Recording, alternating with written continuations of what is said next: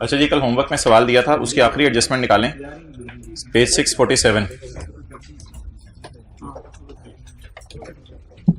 Page 647, point number 4।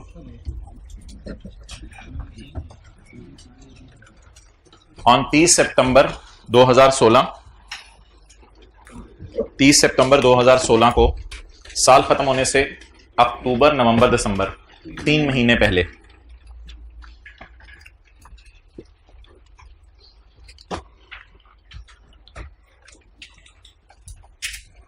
GL acquired a plant, page 647।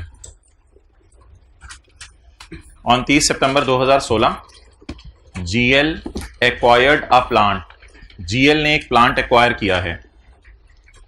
अच्छा मुझे बताएं, अगर GL ने प्लांट एक्वायर किया है तो बेचा किसने होगा? SL ने। अच्छा, इतनी सी बात जो है ना, बस इतनी सी बात मैं हाईलाइट कर रहा हूं। इतनी सी बात हाईलाइट करके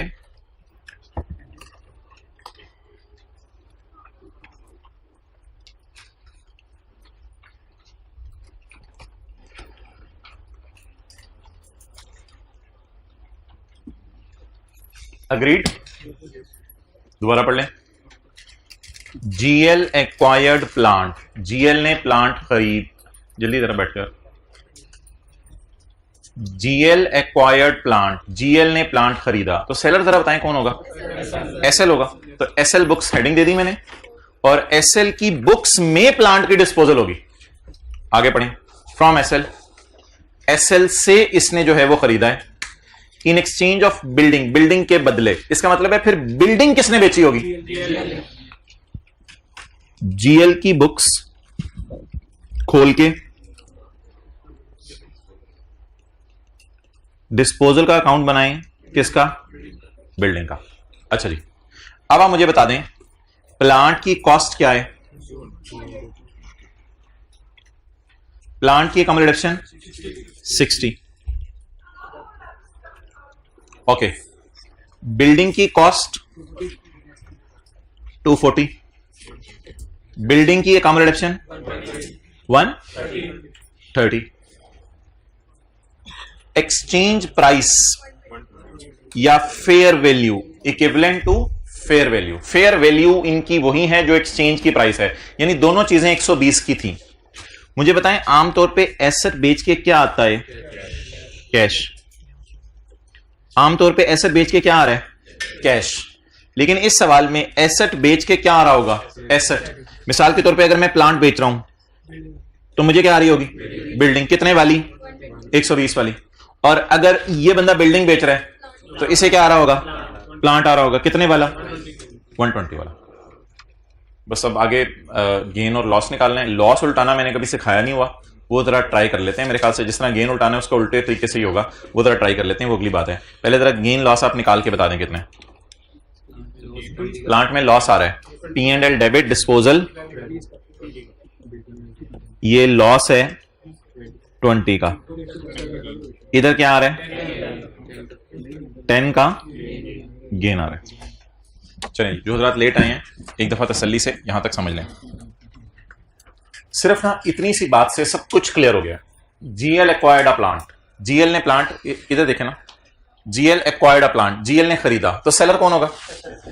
SL ने फिर प्लांट डिस्पोज किया है, तो SL की बुक्स में डिस्पोजल ऑफ प्लांट अकाउंट खोल लें, और फिर इंप्लाइड बात है कि GL के बुक्स में डिस्पोजल ऑफ।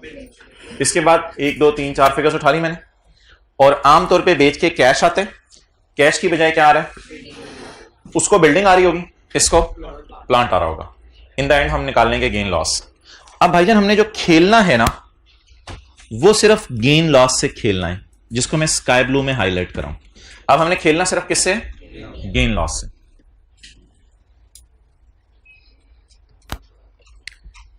ग्रॉस गेन बताएं। Okay okay. ग्रॉस लॉस बताएं। जो जिसकी किताबें हैं उसको उसी में रखें ना, यहां पे लाइन दरमियान में लगा दें। ग्रॉस गेन बताएं 10। डिप्रिसिएशन दोनों सूरतों में लेस कर दें, डिप्रिसिएशन दोनों सूरतों में लेस कर दें। यानी गेन से नेट कर दें। ये डेप्रिसिएशन होती है from the date of sale till consolidation date. जी 20। अब आप मुझे बता दें प्लांट का रेट क्या है, प्लांट का रेट क्या है, प्लांट का 20% और बिल्डिंग का 5%। ये गेन किसका है? बदले में तो बिल्डिंग आ रही है, इस बात को छोड़ दें। ये गेन किसका है या लॉस किसका है? तो फिर रेट भी किसका यूज होगा? प्लांट का। ये गेन लॉस किसका है? बिल्डिंग का। तो रेट भी बिल्डिंग का। तो 20 इंटू 3/12 और 10 इंटू 3/12। ये कितना आ गया? 0.13। सोल्यूशन में कितना था? 0.1 या 0.13? 13। ये आ गया 9.87। गेन को उल्टाने की एंट्री बोलें। गेन को उल्टाने की एंट्री। अदर इनकम नहीं, सीआरई और एसआरई के चक्कर में मैं उस वक्त पढ़ूंगा जब मैं ऊपर जाके देख लूंगा किसकी बुक्स हैं। फिलहाल मुझे गेन को उल्टाने की एंट्री बताएं। Other income debit, PP credit. Loss को उल्टाने की एंट्री बोलें। लॉस उल्टाने की, लॉस रिकॉर्ड लॉस डेबिट करके होता है। लॉस को उल्टाने की एंट्री बोलें। लॉस या एक्सपेंसेस, जो मर्जी आपको अच्छा लफ्ज लगे, it's up to you. Loss या एक्सपेंस क्रेडिट तो पीपी डेबिट। गेन को उल्टाने की एंट्री जल्दी बताएं। अदर इनकम डेबिट तो पीपी क्रेडिट। और लॉस को उल्टाने की एंट्री, लॉस डेबिट नेचर का अकाउंट होता है, उल्टाने के लिए क्रेडिट करेंगे। लॉस क्रेडिट तो पीपी डेबिट। अच्छा, अब मुझे अमाउंट्स बता दें। 9.87। ये बुक्स किसकी हैं? पेरेंट की। जीएल पेरेंट है ना, तो इधर क्या कर दें? सीआरई। वो बुक्स किसकी हैं? सब्सिडरी की। तो इधर क्या कर दें? एसआरई। न्यूमेरिकल के मुंह के ऊपर सिर्फ ये ग्रीन में जो हाईलाइट हुई हैं ये चीजें जानी है, नोट करें। लॉस को उल्टाने की एंट्री हमने पहली दफा देखी है।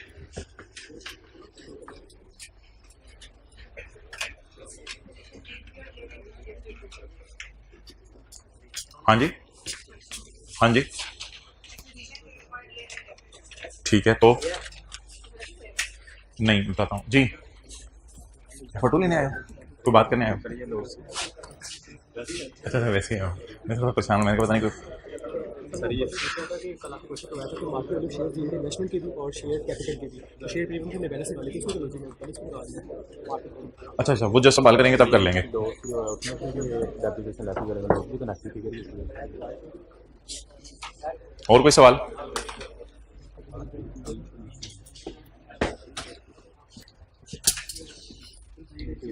अच्छा भाई, एक सवाल तो ये है कि सवाल में बैलेंस शीट डेट है। 3 सवाल बच्चों ने पूछे हैं, उनके जवाब सुन लें। बैलेंस शीट डेट है 31/12/16 और एक्विजिशन डेट है 1 अप्रैल 16। तो जिस वक्त हमने फिक्स्ड एसेट की डिस्पोजल देखती है ना, तब हमने एक्विजिशन डेट नहीं देखनी कि पेरेंट ने सब्सिडी को कब खरीदा है।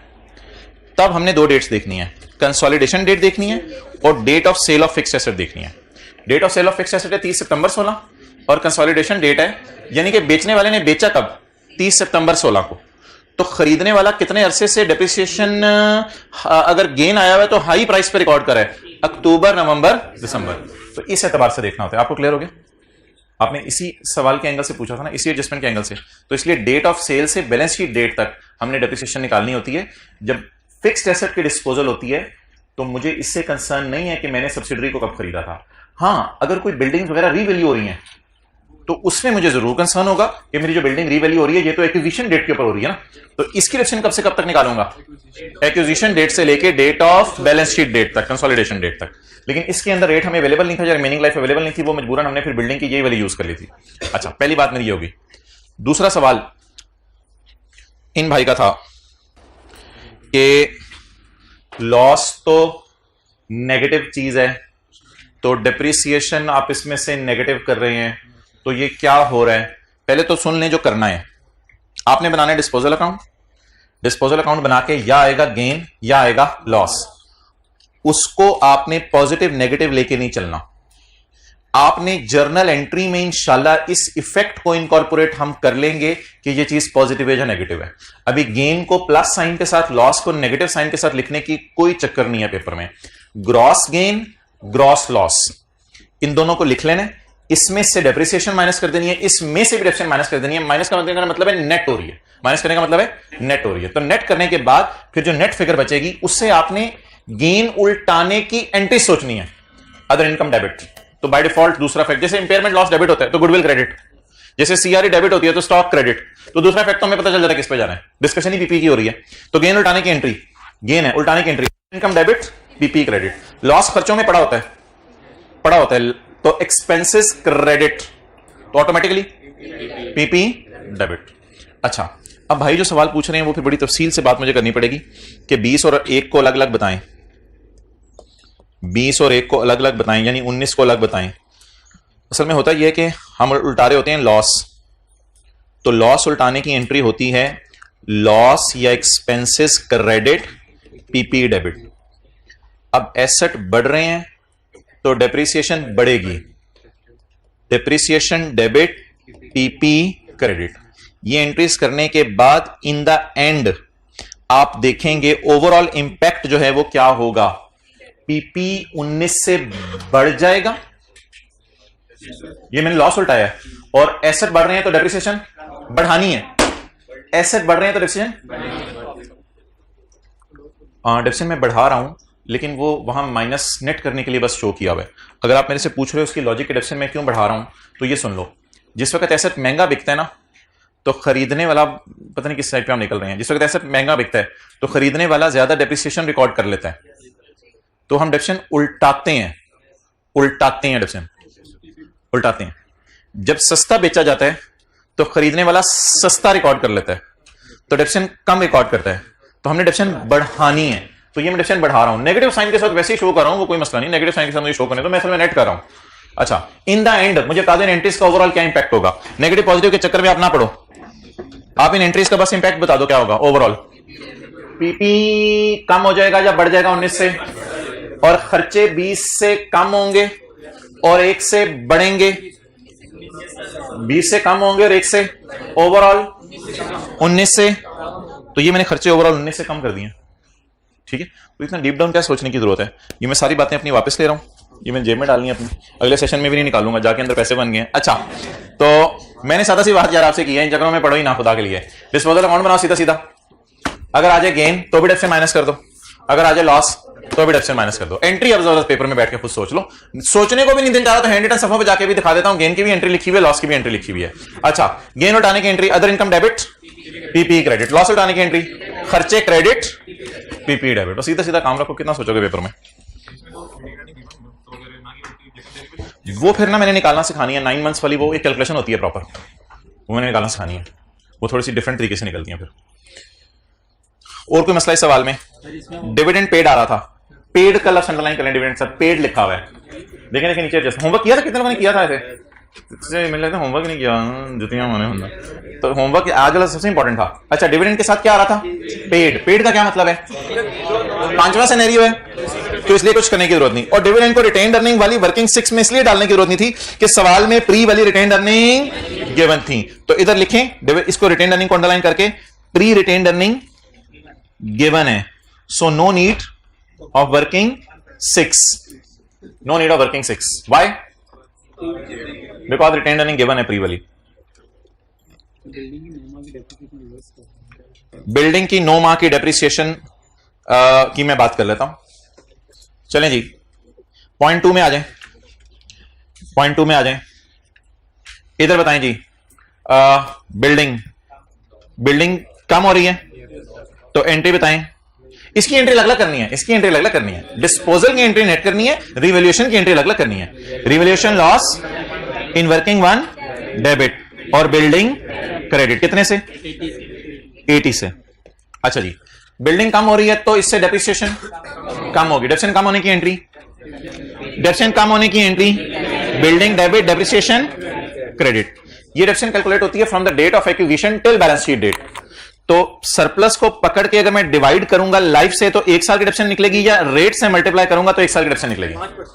तो ये 1 साल की डेप्रिसिएशन निकल आई, मुझे चाहिए डेप्रिसिएशन 9 मंथ्स की, क्योंकि एक्विजिशन डेट से डेट ऑफ सेल के दरमियान कितना फर्क है, 9 मंथ्स का। तो इंटू 9/12 जो वट एवर द डेप्रिसिएशन में भी। ये तो एक्विजिशन डेट पर किसके एसेट्स रीवैल्यू हो रहे हैं, जल्दी जल्दी जल्दी जल्दी जल्दी, एस के। तो ये जितने भी सरप्लस और लॉस होते हैं इनकी डेप्रिसिएशन किसको चार्ज होती है, एसआरई को चार्ज होती है। डन। नीचे वाली के लिए अब आप लेक्चर का शुरू, ये नीचे वाली पूछना चाह रहे हो, ये किसका एसेट है, एस का। एक्सचेंज आप मिक्सअप कर रहे हो चीजें, you are mixing up the things. ये कोई और बिल्डिंग है, ये एक्सचेंज नहीं हो रही, ये तो एक्विजिशन डेट के ऊपर जो है वो रीवैल्यू हो रही है। इसको रिवैल्यूएशन व सरप्लस वाली वर्किंग से और लॉस वाली वर्किंग से गुजारेंगे, उसको नॉर्मल तरीके से डिप्रिशिएट करेंगे। इस एडजस्टमेंट को इससे मिक्सअप ना करें।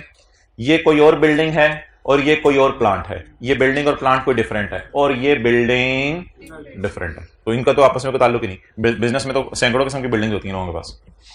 ओके, बट आई फील कि we should take a quick look before starting today's lecture.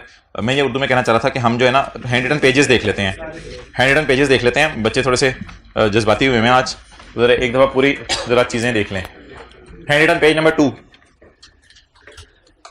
अगर गुडविल, भाईजान होमवर्क जो एक भी छोड़ देता है ना वो अपने पांव पे कुल्हाड़ा नहीं पूरा पहाड़ मारता है। अगर वर्किंग 1 में गुडविल इधर आ जाए, इसे कहते हैं पॉजिटिव गुडविल। इसे बैलेंस शीट के फेस पर शो करते हैं और इस मार्कर किधर है अब्दुल्ला भाई,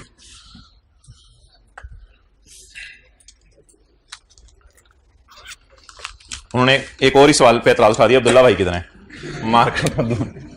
ये बात है। अब तो ये अकाउंट इस तरह के महसूस होते हैं कि ऊपर अगर नाम ना भी लिखा जाए तो हरकतों से पता चल जाता है ये कौन से अकाउंट है।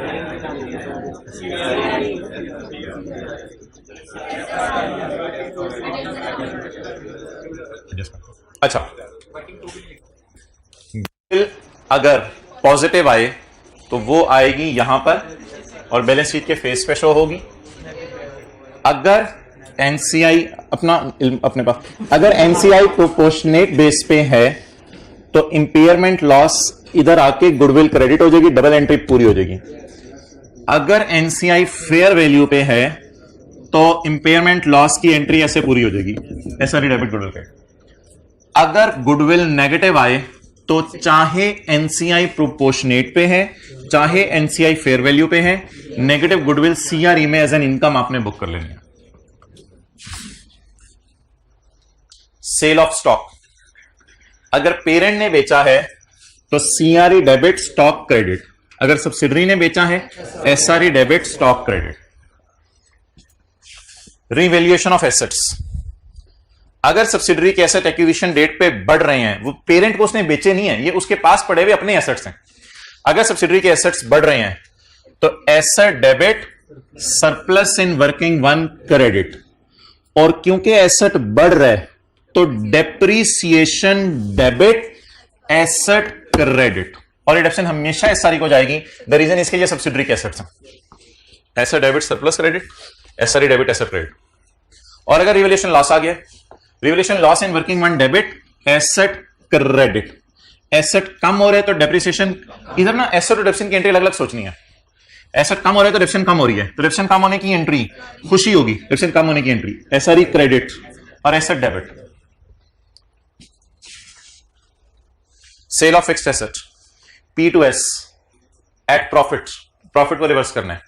पेरेंट ने सब्सिडरी को फिक्स्ड एसेट बेचा है, तो पेरेंट ने बेचा है और गेन आ गया है, तो सीआरई डेबिट पीपी क्रेडिट, बस एक ही एंट्री होनी है। असल में डेप्रिसिएशन का इसलिए मैंने डिस्कशन नहीं की, वो जो डिस्पोजल अकाउंट में गेन आएगा उसको डेप्रिसिएशन से नेट कर लेंगे, सीआरई डेबिट पीपी क्रेडिट। लेकिन अगर बेचने वाला सब्सिडरी है तो SRE debit PP credit, depreciation की एंट्री अलग से इसलिए नहीं मैं कर रहा क्योंकि वो नेट करके हम रिकॉर्ड कर लेंगे। ये मैंने आपको करवाया नहीं था लेकिन होमवर्क में दे दिया था। Sale of fixed asset, reversal of loss. इधर ना देखें, बेचा किसने, पी ने, लॉस किसने बुक किया, पी ने, तो पी लॉस उल्टा ले, लॉस उल्टाने, पी लॉस उल्टाए, पी CRE, पी लॉस उल्टा ले, लॉस उल्टाना इस साइड पे आएगा, लॉस उल्टाना, तो CRE क्रेडिट, तो PP debit, PP debit CRE credit. और अगर सब्सिडरी ने बेचा है तो सब्सिडरी लॉस उल्टाए, लॉस रिकॉर्ड पॉजिटिव के साथ होते हैं यानी डेबिट के साथ होते हैं, लॉस उलट रहे, तो लॉस उल्टाने की एंट्री खुशी होगी ना, लॉस उल्टाना खुशी, तो SRE क्रेडिट और PP, इसमें डेप्रिसिएशन की एंट्री अलग से नहीं सोचनी पड़ती।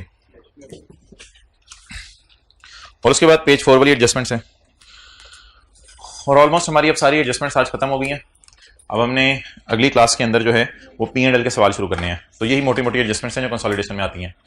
अच्छा, ये फाइनल अकाउंट की तरह का टॉपिक नहीं है कि पेपर में के अंदर कोई नई एडजस्टमेंट आई होगी, पेपर के अंदर सर कराते हैं 4, पेपर में 6 कोई और आई होती हैं, फाइनल अकाउंट में तो इस तरह होता है। तो ये फाइनल अकाउंट टाइप चीज नहीं है, ये कंसोलिडेशन में तो पेट एडजस्टमेंट्स हैं वही आनी है, ये आपस की ट्रांजेक्शंस होती हैं, इनको कैंसिल करना होता है, तो ये फाइनल अकाउंट की तरह का टॉपिक नहीं है, ये बड़ा आसान सा टॉपिक है कंसोलिडेशन, और सबसे पेपर में मार्क्स देने वाला टॉपिक है ये, क्योंकि बच्चे इसकी रिवीजन बहुत ज्यादा करते हैं और साथ साथ प्रैक्टिस और डेली होमवर्क ज्यादा करते हैं, पता नहीं क्या नहीं करते हैं, मैं सीरियसली बता रहा हूँ, आप 2-3 जो हंस रहे हैं वो उनके साथ मसला है, वरना पास का तजर्बा ये देखा गया कि और कोई होमवर्क करें ना करें, कंसोलिडेशन का होमवर्क पता नहीं जरूर करना होता है, क्या दिमाग पे टेढ़ी होती है, करना ही करना है, और बहुत अच्छी बात है।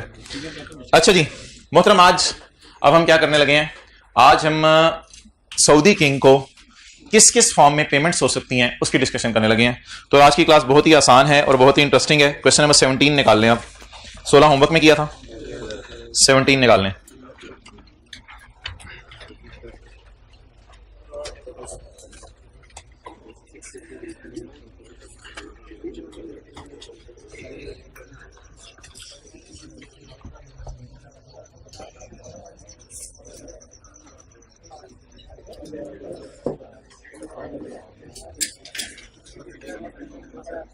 Page number 650, parent acquired 80% of S ₹200 million share capital. ये 200 मिलियन, इस फॉर्म में तो कभी पेपर में सब डेटा दिया नहीं हुआ ना, तो ये 200 मिलियन शेयर्स हैं या 200 मिलियन शेयर कैपिटल है? शेयर कैपिटल है। ये ना कुछ इस तरह सा है, मैं आपको असल में एक्सट्रैक्ट्स साथ साथ बना के देता रहूंगा ताकि अगर कोई चीज आपको समझ ना आए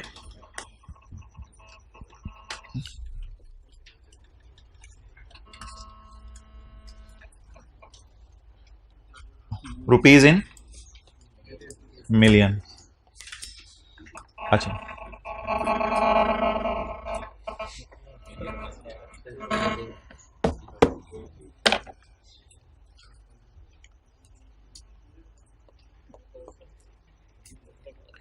जी शेयर्स रुपीज, नहीं यार ये तो ना बताओ 20 मिलियन शेयर्स ऑफ 10 ईच, वो तो हम खुद लिखते होते हैं, मैं तो सवाल टाइप इंफॉर्मेशन आपको शो कर रहा हूं। अब जरा जाके देखें, पहली लाइन पढ़ें, आपको समझ आ रही है? पढ़ो जरा ऊंची आवाज में पहली लाइन। पी एक्वायर्ड 80, ये ना कहिएगा कि ये 80% है, 80% ये नहीं है। P acquired 80% of 200 million, 80% of, I need 1 piece of cake. It doesn't mean कि ये केक का 1 पीस है, मुझे केक पूरा नजर आ रहा होगा, उसमें से मैं कहूंगा मुझे 1 पीस चाहिए। तो P एक्वायर्ड 80% ऑफ S, और S का शेयर कैपिटल कितने भाईजान? 200 मिलियन। तो मुझे बता दिए 200 मिलियन रुपीज में है या क्वांटिटी में है? तो इससे मैं क्या कंक्लूजन ड्रॉ कर सकता हूं पेपर में? जी बिल्कुल, 20 मिलियन शेयर्स ऑफ 10 ईच, ये कंक्लूजन है, ये मैं रेड से लिख रहा हूं, 20 मिलियन शेयर्स ऑफ 10 ईच। चलें जी आगे, ये मैं डेटे से बैलेंस शीट बना रहा हूं जो सवाल में ऑलरेडी मैं गिवन होती थी। व्हेन एस रिटेन्ड अर्निंग वर 50, अच्छा हमने एक्वायर, हमारा ईयर एंड क्या है? 31 दिसंबर 2017। मेरा ईयर एंड क्या है? 31/12/17। लेकिन ये रिटेन्ड अर्निंग किस दिन की है?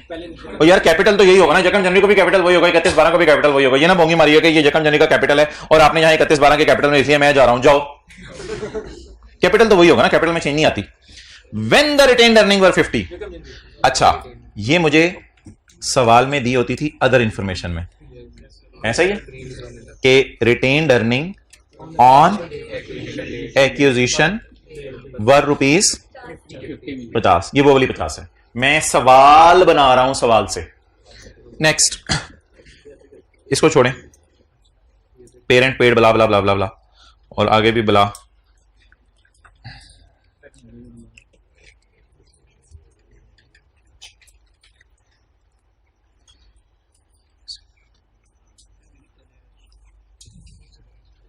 जी इसका मतलब बता दें।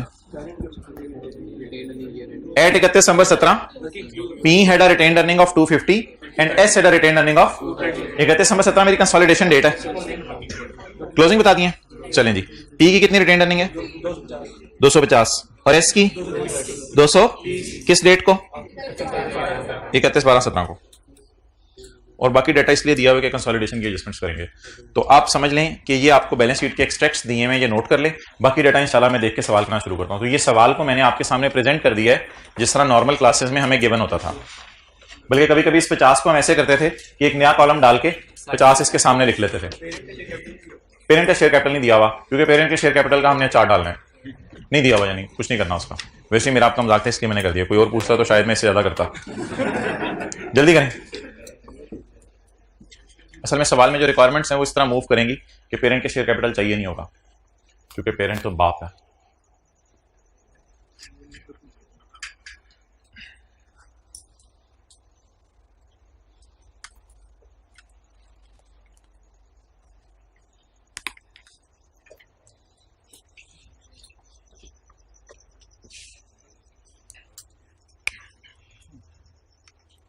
कैमरा इधर ले आए। ये जी पेरेंट है और ये सऊदी किंग है। मुझे बनाने दो ना, मैं क्लास पढ़ा रहा हूं। क्या लाया तू, क्या लाया? कहते मैं सब्सिडरी के शेयर लाया हूं, सब्सिडरी के शेयर्स तेरे लिए ताजा ताजा ये तंदूर से निकाल के लाया हूं। पेरेंट ने कहा थोड़े से पैसे ले लो,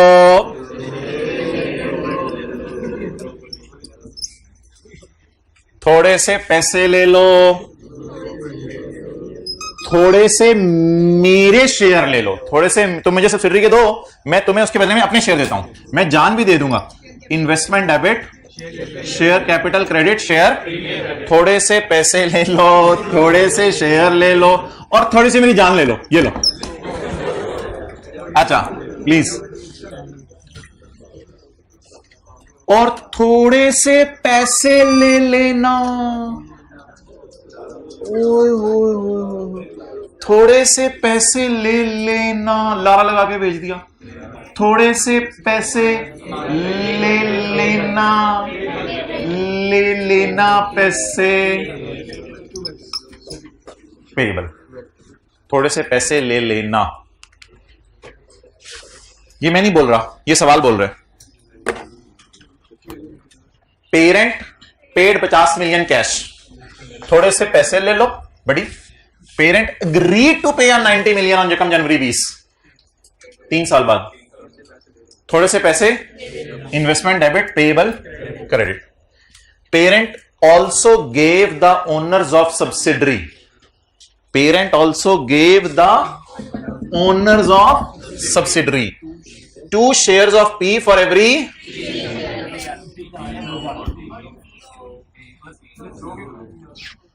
तो 3 शेयर तो मुझे अपने देना, मैं उसके बदले में तुम्हें कितने शेयर दे दूंगा?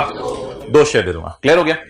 अच्छा, ये जो एंट्री थी ना कल, इसमें मैंने आपको एक एहतियात बताई थी, इसमें पेरेंट के शेयर असल में जा रहे हैं ना, तो इस वजह से फिर पेरेंट के शेयर की फेयर वैल्यू सवाल में ढूंढनी है। ये मैंने आपको थोड़ी सी एहतियात बताई थी।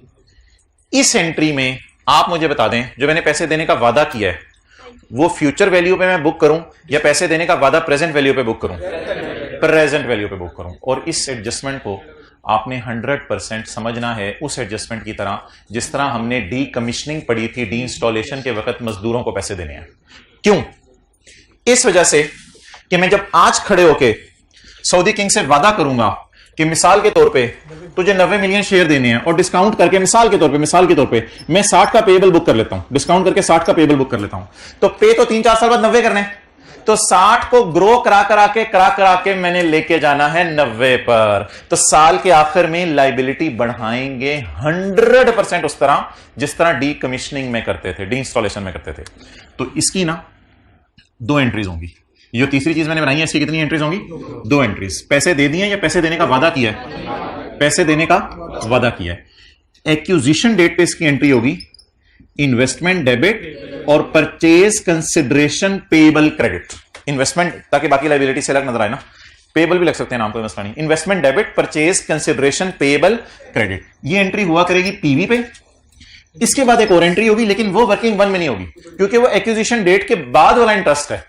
वो इंटरेस्ट क्यों बुक करने मैंने आपको बताया था, क्योंकि आपने आज लाइबिलिटी कम अमाउंट पे बुक कर ली है, तो लाइबिलिटी को आपने बढ़ाना है ताकि जिस वक्त सऊदी किंग को पेमेंट करने का टाइम आए उस वक्त हमारे पेएबल अकाउंट में उतना पड़ा हो जितना हमने देना था। तो अगली एंट्री मैंने करवाई थी, शायद आपको याद हो, interest expense debit payable credit. तो इसकी ये दो एंट्रीज हुआ करेंगी। और अगर हमने खरीदा ही जीयर एंड के ऊपर है तो फिर शायद दूसरी एंट्री की जरूरत ना पड़े, लेकिन अगर हमने जीयर के दौरान किसी वक्त खरीद लिया तो दूसरी एंट्री की भी जरूरत पड़ेगी। तो मोहतरम, अब ये तीन कॉन्सेप्ट हो गए हमारे खत्म। हमने सऊदी किंग को क्या, पैसे ले लो, थोड़े से शेयर ले लो, इसमें हमें पी के शेयर की फेयर वैल्यू चाहिए होगी। और तीसरी चीज हमें, अब मैं डेटा पढ़ देता हूं ताकि ये तीन एंट्रीज आप मुझे कर दें। The fair value of P share was 45 on यकम जनवरी 17 एंड 55 ऑन 31 दिसंबर 17। इसको काट दें। असल में सऊदी किंग को शेयर मिले कब होंगे, यकम जनवरी 17 को, तो फिर यकम जनवरी 17 की फेयर वैल्यू चाहिए ना। ये लिखा हुआ है पेरेंट ने पे कर दिए 50, एग्रीड टू पे इतने और बाकी इतने के शेयर दे देगा, और ये सारी ट्रांजैक्शन एक्विजिशन डेट पे होती हैं। तो इसलिए एक्विजिशन डेट वाली फेयर वैल्यू देखा करनी है आपने, ईयर एंड वाली फेयर वैल्यू इग्नोर किया करनी है। कॉस्ट ऑफ कैपिटल से मुराद कोई डिस्काउंट रेट टाइप चीज है। P measures the NCI at fair value, the fair value of NCI at acquisition date is इतने। ये तो आप वर्किंग वन में एज डाल देंगे। तो अब आप हिम्मत करें, 1 2 3 ये तीन एंट्रीज करेंगे। इसकी एंट्री अलग से, इसकी एंट्री लाइन मार के अलग से, और इसकी एंट्री अलग से। तीन एंट्रीज कर दें। कैमरा ना उधर रखो व्हाइट बोर्ड की तरफ ताकि एंट्रीज नजर आ जाए इनको।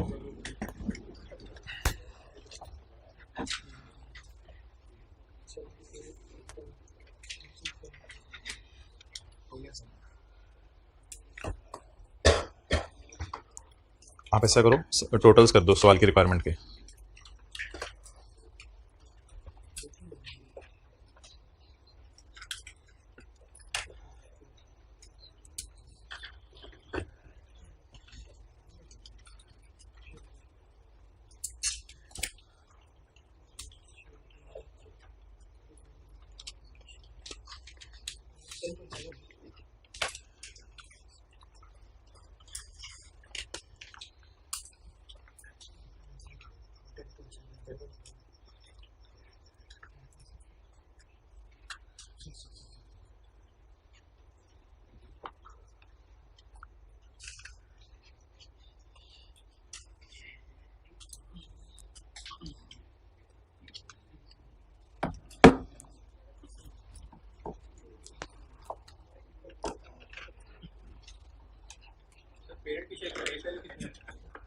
वो भी 10 रुपये होगी, सवाल नहीं तय हुआ। अच्छा, सही सवाल आपने अच्छा पूछा। तू काम का बंदा है। अच्छा, सारी माशाल्लाह काम के बंदे हैं, मैं ही एक तो। अच्छा, अब मोहतरम सवाल ये राइज होगा कि हमने सबसे पहले जरा देख लें, क्योंकि ये तीसरी एंट्री में ना हमें मदद चाहिए होगी कि हमारे पास कितने शेयर्स हैं सब्सिडरी के। तो सब्सिडरी के टोटल शेयर्स कितने हैं? 20 मिलियन। तो 20 मिलियन में से मैंने कितने बाय किए हैं? 80%। 16 million shares of S are bought by parent. Saudi King ने ब्रीफ केस में 16 मिलियन शेयर डाल के मुझे दे दिए होंगे, और ये मेरे पास अब 16 मिलियन शेयर्स लेने के लिए मुझे अपनी जान तक देनी पड़ी है। 16 मिलियन शेयर्स लेने के लिए पता नहीं मैंने क्या क्या जो है वो वादे कर बैठा हूं, दे भी दूंगा पैसे, ले भी जाओ पैसे, शेयर भी ले लो। किसी तरह मुझे 16 मिलियन शेयर यू फोन के दे दो बस, पता नहीं क्या चीज है, हीरा है ये। तो 16 मिलियन शेयर्स मुझे आए हैं। अब कल वाला काम करना शुरू करते हैं। Paid 50 million cash. भाईजान ये वर्किंग 1.1 है मोहतरम, ये वर्किंग 1.1 है। इन्वेस्टमेंट डेबिट कैश क्रेडिट कितने से? 50 से। ये सऊदी किंग को पैसे हमने दे दिए, एग्री किया हमने 90 देने हैं यकम जनवरी 20 को।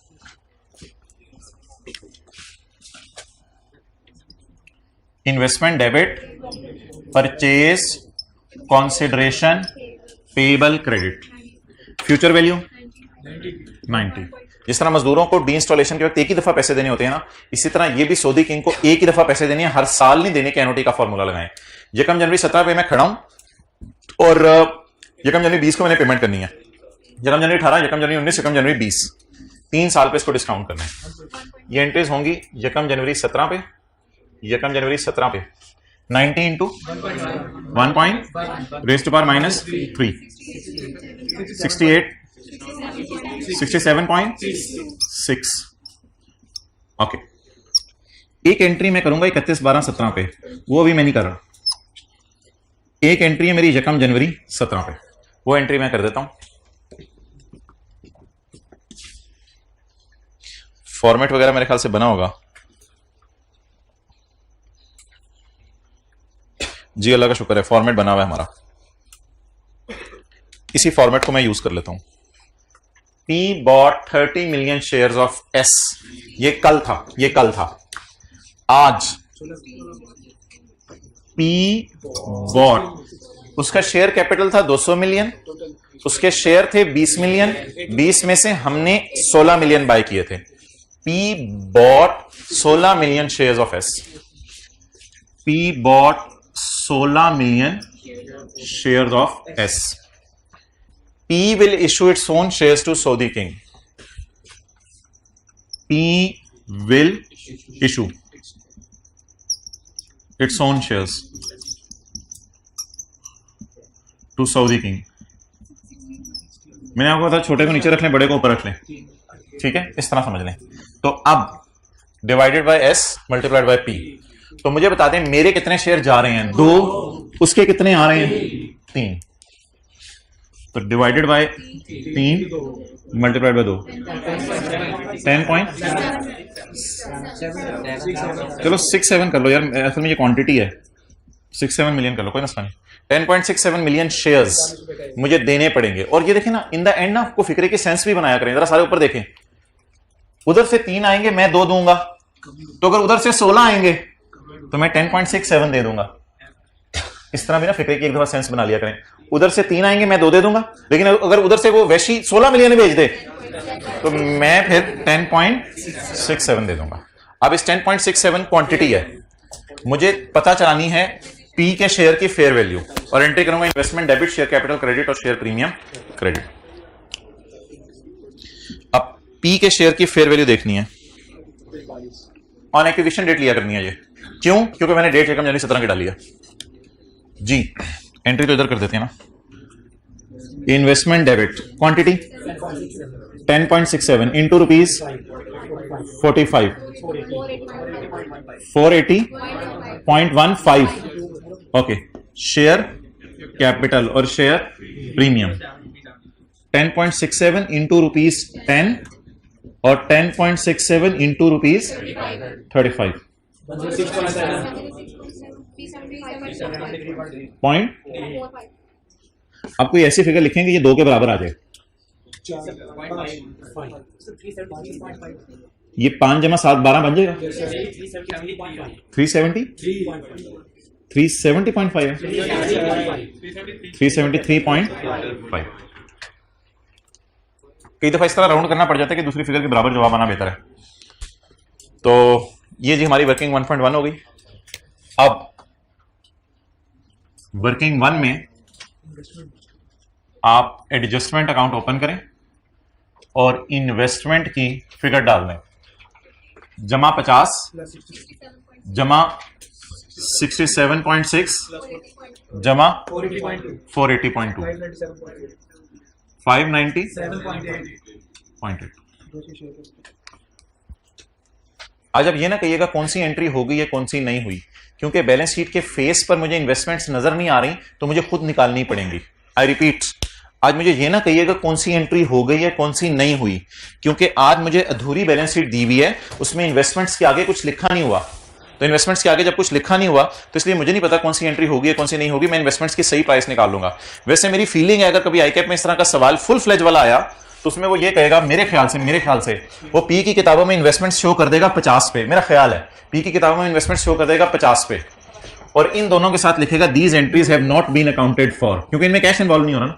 इसमें तो कैश वैसे ही 3 साल बाद देना है, और इसमें तो कैश दे ही नहीं रहे, बल्कि आप क्या दे रहे हैं, शेयर दे रहे हैं। लेकिन अब ये ना पूछिएगा कि कौन सी एंट्री हो गई है कौन सी नहीं हो गई, बिकॉज सवाल में इन्वेस्टमेंट्स की फिगर गिवन ही नहीं है, तो इसलिए मुझे इस बहस में पढ़ने की जरूरत नहीं है। मैं इन्वेस्टमेंट्स की फिगर अब खुद निकाल सकता हूं, 50 प्लस 67.6 प्लस 480.2। अच्छा, एक एंट्री जो मैंने आपको बताई है वो जरा आप कर लें। सऊदी किंग को कितने देने हैं 3 साल बाद? 90। और फिलहाल मैंने पेबल कितने में बुक कर लिया? जिस तरह मजदूरों को 12 साल बाद पैसे देने थे, जिस तरह लीज के केस में लासानी वाला सवाल और पास पेपर का क्वेश्चन 12 5 साल बाद या 3 साल बाद आपने पैसे देने थे। तो अब आप अपनी लायबिलिटी को ग्रो कराएं, लेकिन ये ग्रो करना इंटरेस्ट एक्सपेंस में जाएगा, ना कि इन्वेस्टमेंट में, क्योंकि ये एंट्री 31 दिसंबर को हो रही है। एक्विजिशन डेट वाली सारी चीजें इन्वेस्टमेंट में जाती हैं, ये तो उसके बाद वाली चीज है। तो इंटरेस्ट एक्सपेंस P&L के फेस पे फाइनेंस कॉस्ट में जाया करेगा। इंटरेस्ट एक्सपेंस डेबिट और purchase consideration payable. Principal amount पकड़ें 67.6 इंटू 10% इंटू 10% जी 6.76, तो 6.7 भी लिख सकते हैं, 6.8 ओके। लेकिन अनलकीली हमारे हाथ में P&L नहीं है ना, तो ये पेरेंट का नुकसान है। पेरेंट नहीं पेमेंट करनी है ना, सऊदी किंग को तो पेरेंट ने पेमेंट करनी है, तो इसलिए ये नुकसान हमेशा CRE में जाया करेगा। इसको एलिमिनेट नहीं करेंगे क्योंकि ये कोई आपस की चीज नहीं है, ये पेरेंट और सऊदी किंग का मामला है, पेरेंट और सब्सिडरी का मामला नहीं है। अच्छा जी, अब सवाल के अंदर वापस आ जाए। ये एंट्री भी होगी, ये एंट्री भी होगी, ये एंट्री भी होगी, ये भी हो गई। P my NCI eight fair value, the fair value of NCI is 60 million. NCI की fair value 60 million, working for NCI fair value कितनी? 60। चलिए ये वर्किंग मुझे पूरी कर दें। Share capital 200। प्री तो सवाल से नहीं मैं उठाता, मैंने सवाल को बेहतर कर लिया है। प्री कितनी है? 50। और वर्किंग 3 में कितनी जाएंगी? और वर्किंग 2 में 230। वर्किंग 2 माजरत आज ऊपर आ गई है जगह ना होने की वजह से। वर्किंग 1 जो है आज बदमाशों की तरह छा गई थी। SRE ने अपनी जगह बनाई 230, प्री 50। अच्छा, और वर्किंग नंबर 3 CRE PRE कितनी? 250। अब देखते हैं सवाल में रिक्वायरमेंट क्या है, यहां तक नोट कर लें।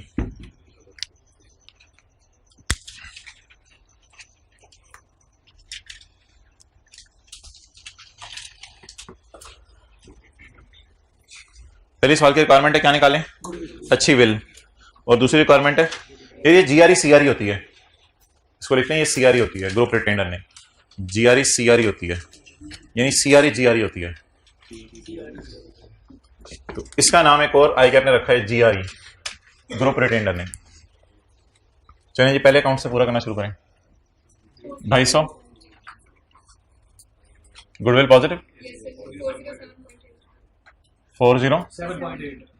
7.8 consolidated statement of financial position उसने मांगी नहीं है, लेकिन कुछ फिगर्स मैंने शो करनी है आपको वहां। गुडविल 407.8, वर्किंग 2 CRE और NCI 180 इंटू 144,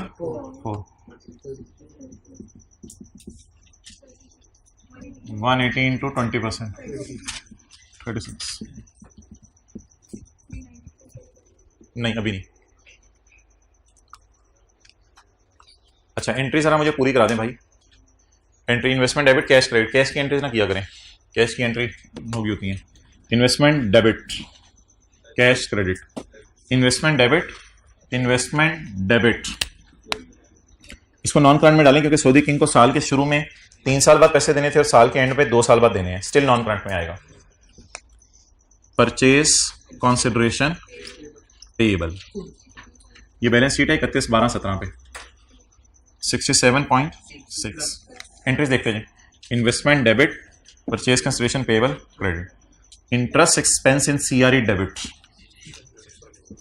6.8। खर्चे रिकॉर्ड करने से अर्निंग कम हो जाती है। और परचेज कंसिडरेशन पे यकम जनवरी 17 को इसका बैलेंस ये था, लेकिन इसमें पानी डाला हमने, पानी डालने की वजह से इसका बैलेंस बढ़ गया 74.4। और ये तीसरे साल ना खुद ही 90 पे पहुंच जाएगी, आपको कुछ नहीं करना पड़ेगा, बस इंटरेस्ट वाली आप एंट्री करते रहेंगे, ये खुद ही 90 पे पहुंच जाएगी। फिलहाल इसको पहले साल के एंड पे 74.4 पे रखें। पहले साल के पहले दिन इतनी थी, पहले साल के आखिरी दिन इतनी है। Interest debit, purchase concession payable credit, investment debit 42.2, share capital. अच्छा भाई, ऐसा नहीं हो सकता कि पेरेंट का पहले से शेयर कैपिटल ना हो, कोई ना कोई क्वेश्चन में गिवन हुआ करेगा पेपर में, ऐसा नहीं हो सकता पहले से इसका शेयर कैपिटल ना हो। जो भी गिवन हुआ करेगा उसमें, यानी कि हमने पेरेंट ने सऊदी किंग को ही शेयर इशू किए हैं, या पेरेंट जब बना था 1970 में तो बाबा जी रहमत वगैरह भी घरों से पैसे लाए थे, ऐसा नहीं हो सकता पेरेंट का शेयर कैपिटल ना हो। पेरेंट पहली दफा बन रहा है, पेरेंट को तो जरूरत पड़ी तो उसने शेयर इशू कर दिया सऊदी किंग को। पेरेंट का अपना शेयर कैपिटल क्वेश्चंस में इंशाल्लाह अवेलेबल हुआ करेगा। और कल वाले सवाल, क्लास वर्क, होमवर्क दोनों में कोई फिगर इधर अवेलेबल थी, उसमें हमने ये 2 फिगरें डाली थी। तो शेयर कैपिटल क्रेडिट और शेयर प्रीमियम, तो सवाल ने मांगा तो ये सब कुछ नहीं था, लेकिन हम बना रहे हैं। And in the end everything is complete now. CRE 387.2 96, ये भी मांगा नहीं था सवाल ने। चलें जी, जबरदस्ती हमने सवाल को पूरा कर दिया। बैलेंस शीट ना टैली करने बैठ जाइएगा। सीआरई का नया नाम है जीआरई, ये मार्केट में भी आया, group retained earning.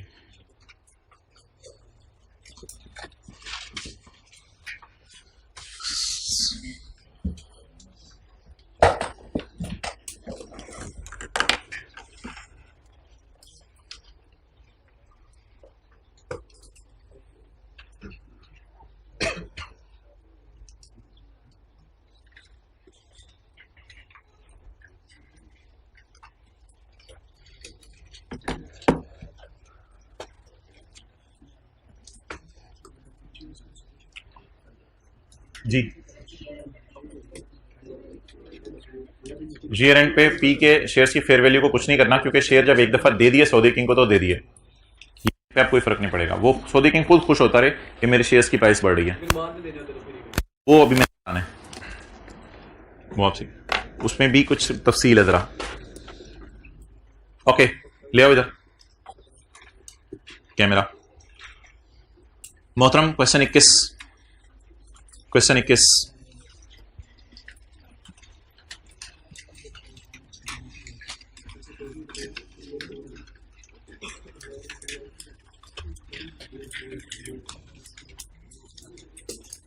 P acquired 5000 shares of S.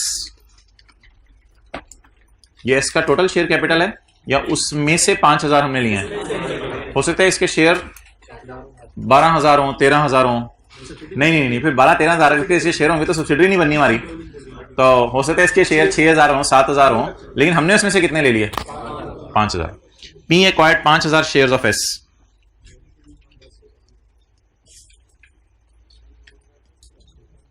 अच्छा, उधर वाला नोट करना था भाई, उधर कर दो कैमरा।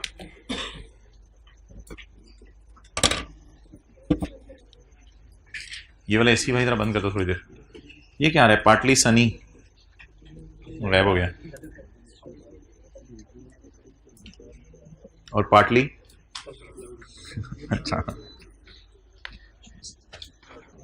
पी एक्वायर्ड, बस ले आओ इधर। P acquired 5000 shares of Saudi king. आप क्या लाए हैं? कहते हैं मैं 5000 सब्सिडरी के शेयर्स लाया हूं आपके लिए। 5000 शेयर्स, सब्सिडरी के 5000 शेयर्स ये मेरे लिए लाया है। आप क्या पसंद करेंगे? कहते हैं पैसे दे दो। हमने कहा ये लो, हमने कहा कुछ भी नहीं है। तो कहते क्या, फिर क्या दे सकते हो तुम? बताओ तुम क्या दे सकते हो मुझे? जान दे सकते हो? जान दे सकते हो? हमने कहा नहीं, जान भी नहीं दे सकते, हम फिर खुद ही चले जाएंगे। अच्छा, हमने कहा यार ऐसा करो, वो हमारी ना इछरे के अंदर ना एक लैंड पड़ी हुई है, तो इछरे में जो हमारी लैंड पड़ी हुई है ना, वो ऐसा कर लो कि वो तुम रख लो। दफ्तर जाओ एलडीए के, अपने नाम लगवा लो। आओ मैं साथ चलता हूं, बैठो गाड़ी में, चलो वो अपने नाम लगवा लो। तो ना पैसे दिए हैं, ना शेयर दिए हैं, ना पैसे देने का वादा किया है, बल्कि कोई अपनी जमीन उसके नाम लगवा दी है।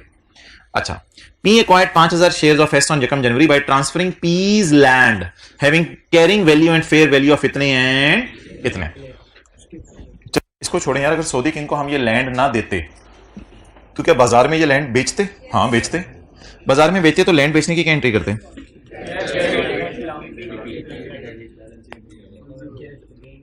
May be gain, may be loss. तो ना जो हमारी सेपरेट फाइनेंशियल स्टेटमेंट्स में डिस्पोजल की एंट्री होती है ना, वही एंट्री होगी जो हमारी सेपरेट फाइनेंशियल स्टेटमेंट में एसेट बेचने की एंट्री होती है ना, वही एंट्री होगी। हम समझेंगे कि हमारी लैंड बिक गई है, और ऑब्वियसली हम अगर हुकूमत के डिपार्टमेंट के पास जाएंगे और कहेंगे लैंड किसकी है, हुकूमत कहेगी अब आपके नाम नहीं है, हमने तो किसी और के नाम लगा दिया। तो it is just like disposal of PP. आपने अपना पीपी बेच दिया है, पेरेंट ने अपनी लैंड सऊदी किंग को बेच दी है। लेकिन भाई बेच के पैसे नहीं आएंगे, बेच के इन्वेस्टमेंट डेबिट होंगी, कैश नहीं आएगा आपके पास, इन्वेस्टमेंट इन एस आएगा। आप देखें जरा कैमरा उधर करो, जितने भी आपको डेबिट नजर आ रहे हैं ना, वो इन्वेस्टमेंट अकाउंट में नजर आ रहे हैं, यानी investment in shares of S. वापस ले आओ। ओके, अब मुझे आप ये बता दें, आप अपनी उसकी अंडरस्टैंडिंग की बुनियाद पर जो आपने पढ़ी हुई है इंट्रो, जब आप इंट्रो की क्लास में एसेट बेचते थे तो यहां क्या आती थी? यहां फेयर वैल्यू आती थी। टीचर ने कभी लिखा तो था नहीं, लेकिन जरा सोचें, बाजार में जब आप चीज बेचने जाते हैं तो कैश तो फेयर वैल्यू वाला आता है ना। तो ये बात हो गई हमारी मेन। इसको मैं काट देता हूं, इसको काट के मैं क्या लिख दूं? इन्वेस्टमेंट। लेकिन किस पे बुक होगी? फिर अब एंट्री कर दें आप, अल्हम्दुलिल्लाह एंट्री कर दें। बुक वैल्यू कितनी है? हमारी किताबों में लैंड कितने की थी? 88 की। अच्छा, हमें पैसे आए या हमें किसी के शेयर्स आए? लेकिन यहां आपको पैसे आते थे तो पैसों की फेयर वैल्यू लिखते थे, तो यहां आपको शेयर्स आ रहे हैं तो शेयर्स की फेयर वैल्यू लिखनी है आपने। आपने बिल्डिंग जो जा रही है उसकी फेयर वैल्यू लिखनी है। तो बिल्डिंग की फेयर वैल्यू या लैंड की फेयर वैल्यू जो भी जा रही है वो बताएं। 108। बैलेंसिंग फिगर 20 का क्या आ गया? गेन आ गया। बैलेंसिंग 20 का गेन आ गया। अब ये येलो वाले हो गए डेबिट और ग्रीन वाले हो गए क्रेडिट। अब एक मसला ये आएगा कि ये जो गेन है ये पेरेंट को आया है, क्योंकि पेरेंट अगर सऊदी किंग को ये लैंड ना देता तो पेरेंट बाजार में जाके लैंड बेचता, तो ये पेरेंट को गेन आया है, तो इसलिए इसको कहां रिकॉर्ड करेंगे? सीआरई में। ओके, अब फाइनली बता दें क्या एंट्री बनी। इन्वेस्टमेंट डेबिट किया करेंगे फेयर वैल्यू पे, एसेट क्रेडिट किया करेंगे बुक वैल्यू पे, और अगर गेन आया तो उसे क्रेडिट करेंगे और लॉस आया तो उसे डेबिट करेंगे। और ये गेन लॉस हमेशा किस में जाएगा? सीआरई में। बुक वैल्यू 88, फेयर वैल्यू खुशी 20। ये ना एंट्री आप किया करेंगे।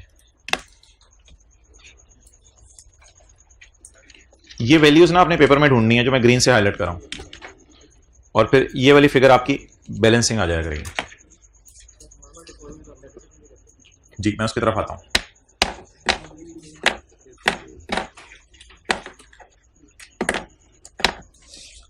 ओके, ये मेरा सवाल खत्म हुआ। अच्छा, अब मुझे ये बताएं, अगर जिसे अच्छी उर्दू वाले कहते हैं बिलफर्ज, बिलफर्ज ये लैंड ना होती और ये बिल्डिंग होती और इसकी लाइफ वगैरह भी गिवन होती, तो डेप्रिसिएशन की एंट्री क्या करते? मोहतरम, पेरेंट ने सब्सिडरी को नहीं बेची, पेरेंट ने सऊदी किंग को बेच दिया, और ये एसेट हमारे पास रहा ही नहीं है, तो जो रहा ही नहीं उसकी डेप्रिसिएशन कैसे? तो इसलिए अगर ये डेप्रिशिएबल एसेट भी होता तो इसकी डेप्रिसिएशन सोचनी नहीं थी। आई कैप इतना अक्लमंद है, वो लाइफ भी नहीं देगा, लेकिन कभी दे दी तो आपने फिर डेप्रिसिएशन में करना। तो ना ये जितना अरसा आपके पास रहा होगा पेरेंट के पास, तब तक उसने डेप्रिसिएशन निकाल के बुक वैल्यू आपको देगा, तो वो बुक वैल्यू आपको दे देगा जब तक आपके पास रहा है, तो ये वाली बुक वैल्यू आपको गिवन कर देगा। उसके बाद जब आपने बेच दिया तो फिर हमारी बला से ना ये फिर लैंड पेरेंट की है ना ये सब्सिडरी की है, ये तो किसी तीसरे बंदे को हमने आउटसाइड द वर्ल्ड बेच दी है, तो इसलिए अब हमें इससे कंसर्न नहीं। अब हम क्रेडिट कर रहे हैं तो सऊदी किंग से डेबिट कर रहा होगा, और जो वो डेबिट कर रहे हैं तो वही फिर इसको क्या करेगा? इसकी डेप्रिसिएशन भी पालेगा, क्योंकि हमारी नजर में तो चली गई। अगर बिल्डिंग होती तो लिखें, अगर ये डेप्रिशिएबल एसेट होता तो भी डेप्रिसिएशन की एंट्री कोई नहीं करनी थी। अगर ये डेप्रिशिएबल एसेट होता, फिर फिलहाल तो लैंड है ना, अगर ये डेप्रिशिएबल एसेट होता तो भी डेप्रिसिएशन की एंट्री कोई नहीं करनी थी।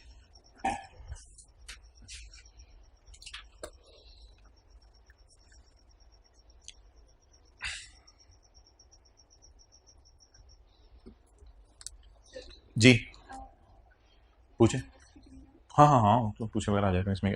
अच्छा, तो अगर ये डेप्रिशिएबल एसेट होता तो फिर इसकी एंट्री डेप्रिसिएशन की कोई नहीं करनी थी।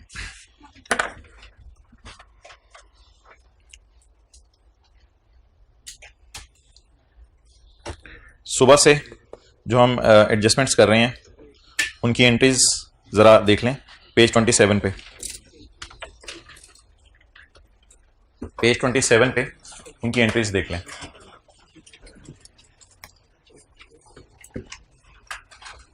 जी, कैश पेड फॉर एक्विजिशन, असल में एक ही सफे पे सारी एंट्रीज दी है। इन्वेस्टमेंट डेबिट, कैश क्रेडिट, ये पहली एंट्री है। Shares of P issued as price, issued as price, price के तौर पे शेयर्स ऑफ पी दे दिए हैं, बदले में इसके शेयर्स आगे होंगे। Recording of cost of investment using fair value of shares of P at the rate of acquisition. Investment debit, share capital credit and premium credit, ये एंट्री।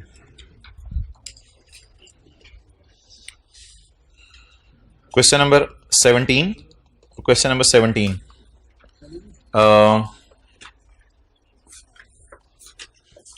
डेफर्ड कंसिडरेशन, इसे deferred consideration कहते हैं। इसको मैंने payable की जगह purchase consideration payable भी लिख सकते हैं, डेफर्ड कंसिडरेशन पेबल भी लिख सकते हैं, बस पेबल जरूर लिखना है साथ। डेफर्ड कंसिडरेशन, इधर देखें भाईजान, थोड़े से पैसे ले लो, थोड़े से शेयर ले लो, थोड़े से पैसे ले लेना, deferred consideration. Recording of PV of deferred using the discount rate. Investment debit, तो परचेज कंसिडरेशन पेबल भी लिख सकते हैं, कोई मसला नहीं, जो मर्जी करते हैं। परचेज कंसिडरेशन पेबल ये पीवी पे बुक हो जाएगी, ये वाली एंट्री, और फिर ईयर एंड के ऊपर आपने इसे अपवर्ड बढ़ाना होगा। इंटरेस्ट एक्सपेंस डेबिट, ये सीआरई में जाया करेगा, हो ये नहीं लिखा हुआ, ये सीआरई में जाया करेगा, सीआरई डेबिट, और इसको भी परचेज कंसिडरेशन पेबल ही कर लें ऐसे, परचेज कंसिडरेशन पेबल या खाली पेबल भी ठीक है। ये भी question number 17।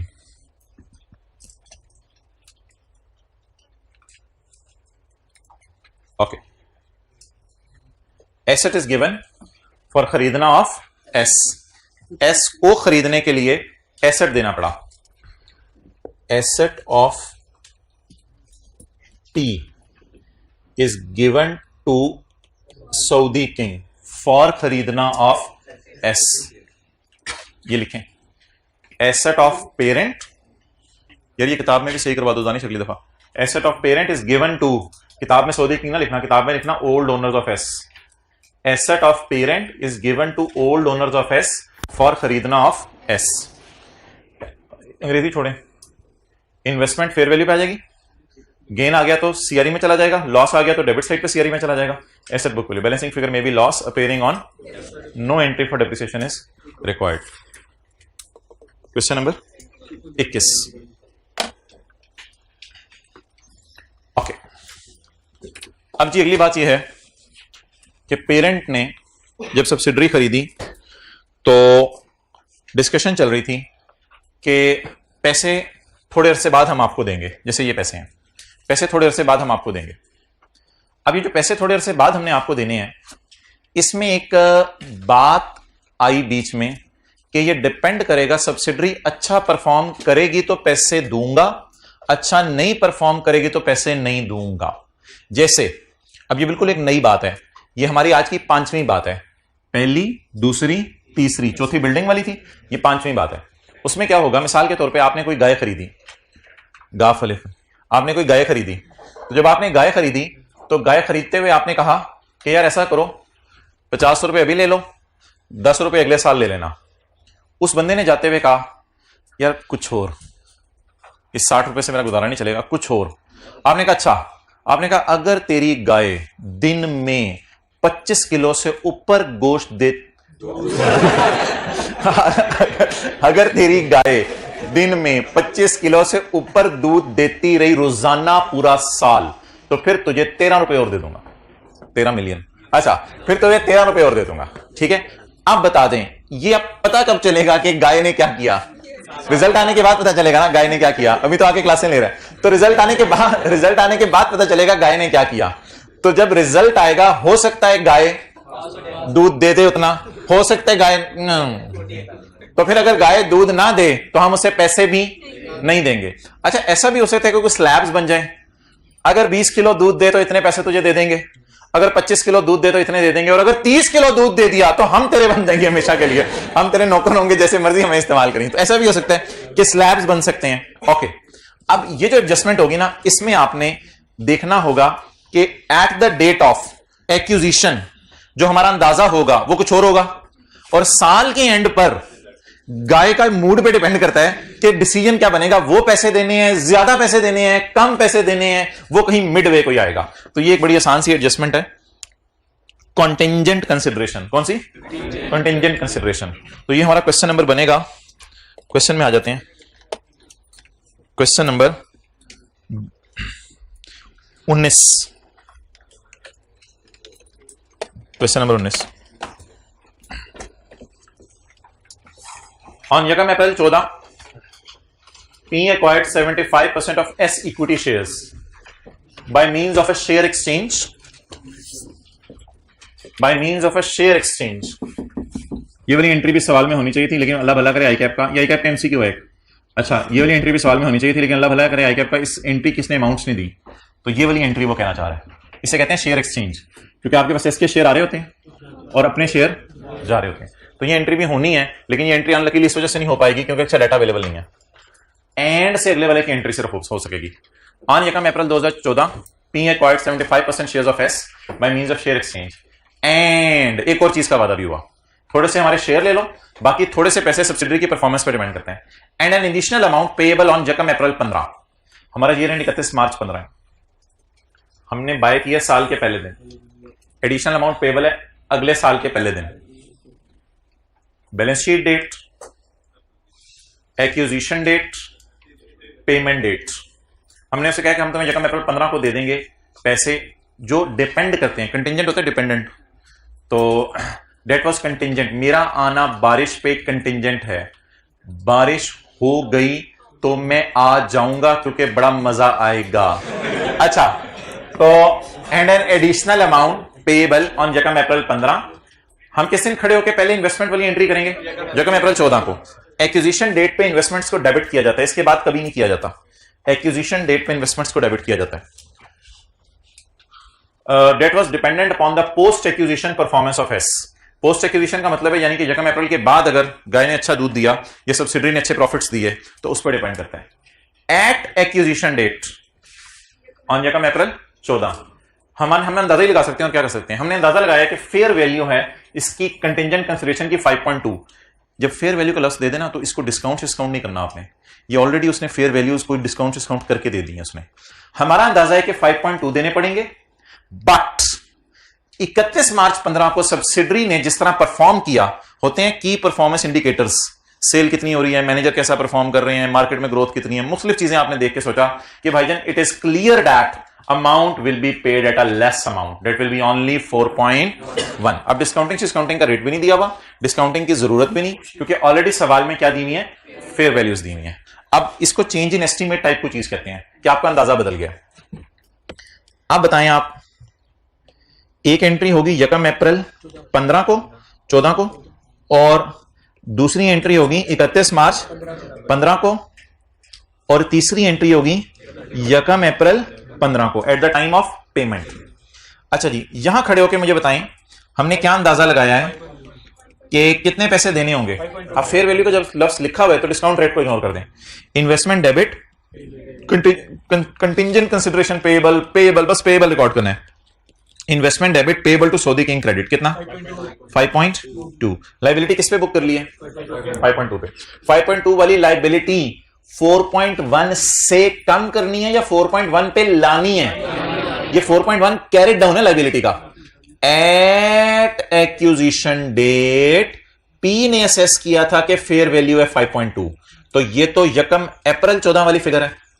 But by year and, लेकिन ईयर एंड पे क्लियर हो गया बट बाय ईयर एंड कि ये पेमेंट सिर्फ कितने की होगी।